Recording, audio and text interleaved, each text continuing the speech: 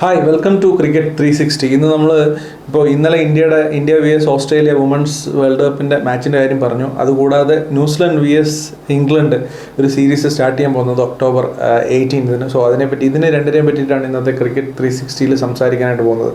ഓസ്ട്രേലിയക്ക് chase ചെയ്യാൻ 340 എന്ന് പറഞ്ഞൊരു നല്ലൊരു സ്കോർ ഇന്ത്യ വെച്ച് കൊടുത്തിട്ടുണ്ടായിരുന്നു. പക്ഷേ നിർഭാഗ്യവശാലല്ല, ഇത് ശരിക്കും പ്രഡിക്റ്റബിൾ ആയിരുന്നു. ഓസ്ട്രേലിയ അത് ചേസ് ചെയ്യുന്നുള്ള കാര്യം ഏകദേശം വുമൻസ് ക്രിക്കറ്റ് കാണുന്ന എല്ലാവർക്കും അറിയാവുന്ന ഒരു കാര്യം തന്നെയായിരുന്നു. പക്ഷേ എവിടെയെങ്കിലും ഒരു സാധ്യത ഇന്ത്യക്ക് ഉണ്ടാകുമോ, ഇന്ത്യക്ക് എവിടെയെങ്കിലും ഡിഫെൻഡ് ചെയ്യാൻ പറ്റുമോ എന്നുള്ളൊരു പ്രതീക്ഷയും ഉണ്ടായിരുന്നു. പക്ഷേ ഇന്ത്യക്ക് അതിന് സാധിച്ചില്ല.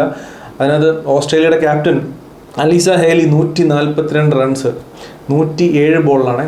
ആ ഒരു ഇന്നിങ്സിൻ്റെ ഇമ്പോർട്ടൻസ് വളരെ കോൺഫിഡൻസോടെ വളരെ ക്രൂസ് ചെയ്യുന്ന രീതിയിലുള്ളൊരു ഇന്നിങ്സ് ആയിരുന്നു. ഒരു രീതിയിലും ഇന്ത്യക്ക് ഒരു മാച്ചിലേക്ക് വരാനുള്ളൊരു ഗ്യാപ്പ് കൊടുക്കാത്ത രീതിയിലാണ് പുള്ളിക്കാരി കളിച്ച് പൊയ്ക്കൊണ്ടിരുന്നത്. അതായത് എവിടെയും ഒരു ഹെസിറ്റേഷനോ എവിടെയും ഒരു ഡൗട്ടോ ഒന്നുമില്ലായിരുന്നു. അത് ഓസ്ട്രേലിയയുടെ ഇന്നിങ്സിൽ എവിടെയില്ലായിരുന്നു. ഇടയ്ക്ക് വെച്ച് ഇന്ത്യ കുറച്ച് വിക്കറ്റ് എടുക്കാൻ ഇന്ത്യക്ക് സാധിച്ചു.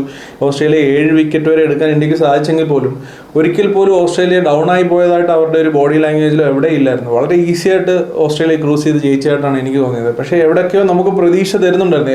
അവസാനം 7 വിക്കറ്റ് പോയപ്പോൾ 1-2 വിക്കറ്റ് പെട്ടെന്ന് വീണിരുന്നെങ്കിൽ ഇന്ത്യക്ക് ഒരുപക്ഷെ ജയിക്കാമായിരുന്നു എന്നൊരു തോന്നൽ അവിടെയൊക്കെ ഉണ്ടാക്കിയെങ്കിലും ഓസ്ട്രേലിയയുടെ ടീമിൻ്റെ ഒരു സ്ട്രെങ്ത് നമുക്കറിയാം. അവർക്ക് 11 പേരും സൂപ്പർ വുമൻസ് ആണ്. സോ അതുകൊണ്ട് തന്നെ അവരുടെ ടീം അത് ചേസ് ചെയ്യുമെന്നുള്ള കാര്യം ഉള്ളിൻ്റെ ഉണ്ടായിരുന്നു. ലാസ്റ്റ് നമ്മൾ ഈ പ്രതീക്ഷയുടെ സമയത്ത് എൽസി പെരിയും അതുപോലെ തന്നെ കിം ഗ്രാത്തും ഇന്നിങ്സ് എടുത്തുകൊണ്ട് പോയൊരു രീതിയുണ്ട്. വളരെ കൂളായിട്ട് സിംഗിൾസ് ഇട്ട് അവർ പ്രഷർ എടുത്തതേ ഇല്ല.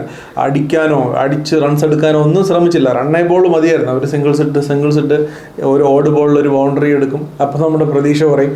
വീണ്ടും ഒരു ഇന്ത്യ വണ്ണേ ബോൾ ആക്കി എടുത്തുകൊണ്ട് കഷ്ടപ്പെട്ട് ഡോട്ട് ബോൾസ് ഒക്കെ എടുത്തുകൊണ്ട് വരും. വീണ്ടും അവർ ഇങ്ങനെ സിംഗിൾസ് ഇട്ട് ഒരു ബൗണ്ടറി അടിക്കും. ലാസ്റ്റ് വന്നിട്ട് സെക്കൻഡ് ലാസ്റ്റ് ഓവറിൽ ലാസ്റ്റ് ബോളിൽ ഒരു 6 അടിച്ച് എൽസി പെരി അത് ഫിനിഷ് ചെയ്യാണ് ചെയ്തത്. ഇതിൽ ഇന്ത്യക്ക് ഒരു 5th അല്ലെങ്കിൽ 6th ബോളറിൻ്റെ ഒരു സ്പെഷ്യലിസ്റ്റ് ബോളറിൻ്റെ അഭാവം നല്ല രീതിയിൽ ഇന്നലെ അറിയാനായിട്ടുണ്ടായിരുന്നു. ഒരു ഓപ്ഷൻ ക്യാപ്റ്റന് വേറെ ഇല്ലായിരുന്നു. ചരണി മാത്രമാണ് ഓസ്ട്രേലിയക്ക് ഒരു ചലഞ്ച് കൊടുത്തത്. ഒരു 4.10 എക്കോണമിയിൽ 41 റൺസേ കൊടുത്തുള്ളൂ ചരണി 10 ഓവറിൽ.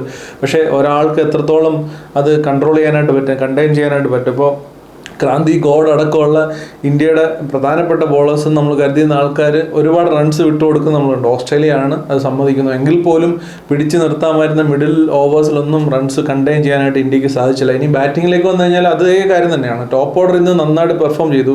പക്ഷേ അവിടുന്ന് കൊളാപ്സായി. ടോപ്പ് ഓർഡർ ഇന്ത്യയുടെ ടോപ്പ് 3 റൺ സ്കോറേഴ്സ് നോക്കുകയാണെന്നുണ്ടെങ്കിൽ ടോപ്പ് ഓർഡർ തന്നെയാണ്. പ്രതിക, സ്മൃതി മന്ദാന ആൻഡ് ഹർലീൻ ടോൾ. ഇവർ 3 പേരാണ് റൺസ് ഏറ്റവും കൂടുതൽ സ്കോർ ചെയ്തേക്കുന്നത്. പിന്നെ അവിടുന്ന് ഇങ്ങോട്ട് ചെറിയ ഇന്നിങ്സ് ഇന്ത്യക്ക് ഒരു ക്യാപിറ്റലൈസ് ചെയ്യാൻ, ആ ഒരു നല്ല തുടക്കം ക്യാപിറ്റലൈസ് ചെയ്യാൻ ഇന്ത്യക്ക് പറ്റിയില്ല. 350 മേളിലേക്ക് റണ്ണ് വരാനുള്ള തീർച്ചയായിട്ടും ചാൻസ് ഉണ്ടായിരുന്നു. പക്ഷേ ഇന്ത്യക്ക് അത് ഫിനിഷ് ചെയ്യാൻ പറ്റില്ല. ഈവൻ അവിടെ 1.2 ഓവർ ബാക്കി നിൽക്കുമ്പോഴാണ് ഇന്ത്യ ഓൾ ഔട്ടായി പോകുന്നത്. ആ ബോളും കൂടെ കളിച്ചിരുന്നെങ്കിൽ പോലും ഒരു 10 റണ്ണ് എക്സ്ട്രാ വന്നേനെ. അവിടെ ഒരു കുറച്ചും കൂടെ ക്ഷമയോടെ നിൽക്കാൻ ലാസ്റ്റ് ഇന്ത്യയുടെ ബാറ്റ്സ്മാൻമാരെല്ലാം അടിച്ച് റൺസ് എടുക്കാനുള്ള ഒരു ധൃതി പോലെയാണ് ബാറ്റ് ചെയ്തപ്പോൾ തോന്നിയത്. പക്ഷേ ആ 50 ഓവേഴ്സും ബാറ്റ് ചെയ്യണം, സ്കോർ കുറച്ചും കൂടെ എടുത്തുകൊണ്ട് പോകണം എന്നുള്ളൊരു ഉത്തരവാദിത്വം അവിടെ ഒരു വെപ്രാളം ഇന്ത്യയുടെ ബാറ്റ്സ്മാൻമാർക്കുണ്ടായിരുന്നു. പക്ഷേ അതാണ് ഓസ്ട്രേലിയയെ മറ്റു ടീമുകളായിട്ട് വ്യത്യസ്തരാക്കുന്നത്. കാരണം അവർക്ക് ഈ ചേസ് ചെയ്യുന്ന സമയത്തും ODI ക്രിക്കറ്റ് ചരിത്രത്തിൽ വുമൻസ് ക്രിക്കറ്റിൽ 330 എന്ന് പറയുന്നത് ഏറ്റവും ഹയസ്റ്റ് സ്കോറാണ് ചേസ് ചെയ്യുന്നത്. അപ്പോഴും അവരുടെ ഒരിക്കൽ പോലും അവർക്ക് ആ ഒരു വെപ്രാളോ ഒരു പേടിയോ അല്ലെങ്കിൽ ഒരു പതർച്ചയോ ഒന്നും ഇല്ലായിരുന്നു. അവർ വളരെ കോൺഫിഡൻ്റ് ആയിട്ട് വളരെ നോർമലായിട്ടാണ് ആ ചേസ് ക്രൂസ് ചെയ്ത് കൊണ്ടുപോയത്. അതുകൊണ്ട് ദേ ഡിസേർവ് ടു വിൻ. പക്ഷേ ഇന്ത്യക്ക് ഇത് കയ്യിൽ ഒതുക്കാമായിരുന്ന ഒരു വിജയമായിരുന്നു. കുറച്ച് കാര്യങ്ങൾ ഇന്ത്യ ശ്രദ്ധിച്ചിരുന്നെങ്കിൽ ഇനി അങ്ങോട്ട് ഇന്ത്യക്ക് കാര്യങ്ങൾ ബുദ്ധിമുട്ടാവുകയാണ്. അപ്പോൾ ഞായറാഴ്ച ഇംഗ്ലണ്ടുമായിട്ടുള്ള മാച്ചുണ്ട്. അപ്പോൾ ഇനി മാച്ചുകൾ തോൽക്കാനായിട്ട് ഇന്ത്യക്ക് പറ്റില്ല. അതുകൊണ്ട് തന്നെ ഇന്ത്യ ടീമിങ്ങിൽ ബോളിംഗ് ഓപ്ഷൻ ഒരു 5ാമത്തെ 6ാമത്തെ ഒരു ബോളിംഗ് ഓപ്ഷനെ പറ്റി ഇന്ത്യ തീർച്ചയായിട്ടും ചിന്തിക്കണം.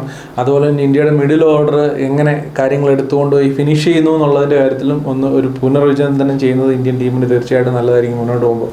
ഇനി ഇതല്ലാതെ മറ്റൊരു New Zealand vs England T20 and ODI series start ചെയ്യാൻ പോവുകയാണ് ഒക്ടോബർ 18. ഇംഗ്ലണ്ട് വിസിറ്റിംഗ് ന്യൂസിലൻഡാണ്. 3 T20 3 ODIയുമാണ് ഇംഗ്ലണ്ട് ന്യൂസിലൻഡിൽ കളിക്കാനായിട്ട് പോകുന്നത്. അതിൽ ന്യൂസിലൻഡ് ടീമിലേക്ക് ക്യാപ്റ്റൻ മിച്ചൽ സാറ്റ്നർ അതുപോലെ തന്നെ രജിൻ രവീന്ദ്ര തിരിച്ചു വരുന്നുണ്ട് എന്നുള്ളത് ന്യൂസിലൻഡിനെ സംബന്ധിച്ച് വലിയൊരു ആശ്വാസമാണ്. അതുപോലെ തന്നെ കെയ്ൻ വില്യംസൺ ODI സീരീസിലേക്ക് തിരിച്ചു വരും. ODIയിൽ കളിക്കും, T20യിൽ ഉണ്ടാവില്ല എന്നാണ് അറിയാൻ കഴിയുന്നത്. സോ കുറച്ച് പരിക്കുകളൊക്കെ കഴിഞ്ഞിട്ട് കുറച്ച് താരങ്ങൾ ന്യൂസിലൻഡിലേക്ക് വരുന്നുണ്ട്. സോ ഇനി വരും ദിവസങ്ങളിൽ ഇപ്പോൾ ഇന്ത്യ ഓസ്ട്രേലിയ സീരീസ് തുടങ്ങുന്നതിൻ്റെ കൂട്ടത്തിൽ തന്നെ ന്യൂസിലൻഡ് vs ഇംഗ്ലണ്ട് സീരീസ് തുടങ്ങുന്നു. അതിനുശേഷം നവംബറിൽ ആഷസ് തുടങ്ങുന്നു, ക്രിക്കറ്റ് സജീവമാവുകയാണ്. സോ അതാണ് അപ്പോൾ ഇന്നത്തെ ക്രിക്കറ്റ് 360. മറ്റൊരു ക്രിക്കറ്റ് റിലേറ്റഡ് വീഡിയോയിൽ വീണ്ടും കാണുന്നത് വരെ ബൈ.